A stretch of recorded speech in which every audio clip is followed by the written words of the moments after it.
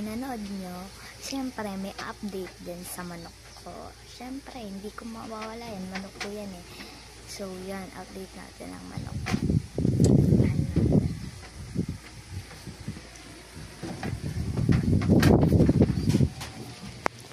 So, guys, ito yung manok. Yan. Ayan si Pipo. Pipo ang pangalan po niyan. Pipo. Ayan. So, ang nangyari naman dyan, guys, hindi ko siya aanin kasi